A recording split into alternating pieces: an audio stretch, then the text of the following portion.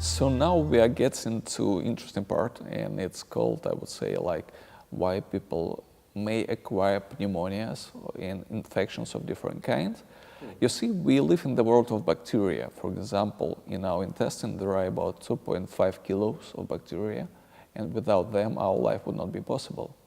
And the cells of our organisms, I believe, developed at some point thanks to the life of bacteria, viruses, fungi, etc. So bacteria are important. But whenever our interaction with this world that we don't see becomes a bit like incorrect, we get infections. So bacteria become infections.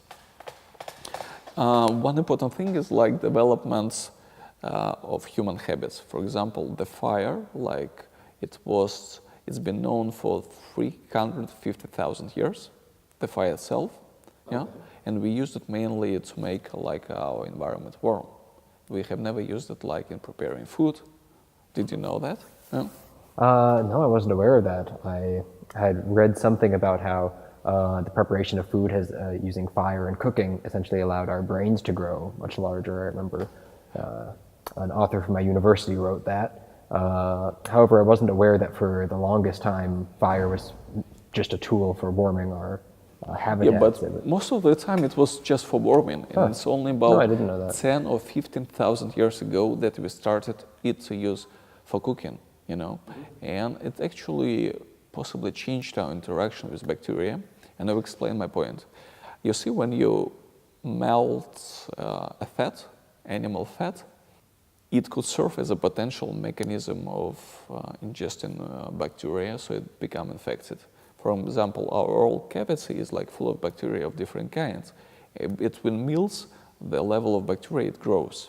Yeah, whenever you ingest a fat, a melted fat, as a first thing like to eat between the meals, you get that bacteria could get into this fat drop, for example, and be ingested.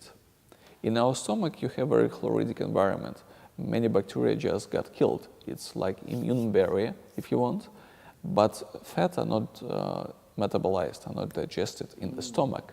So by being like hidden in a drop of fat, it can go through, get into the intestine.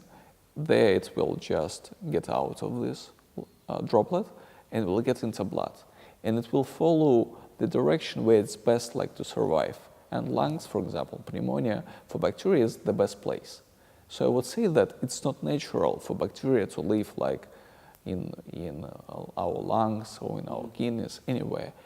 We make that bacteria got into our organism.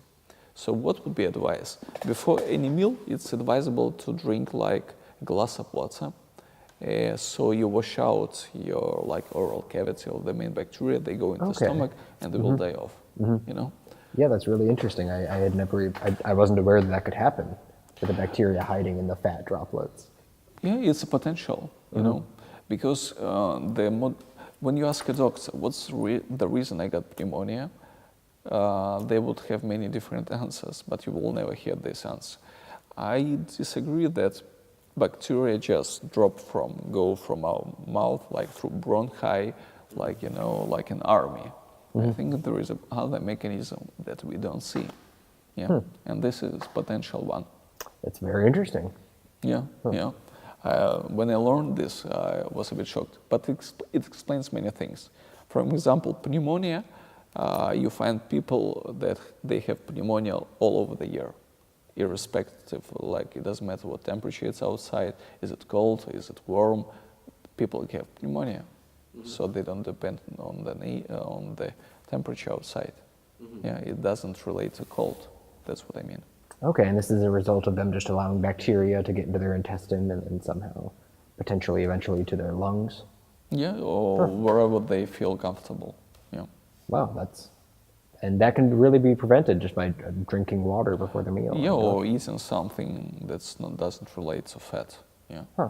Yeah, it's very interesting. Something dry like a piece of bread or an apple or anything. Yeah.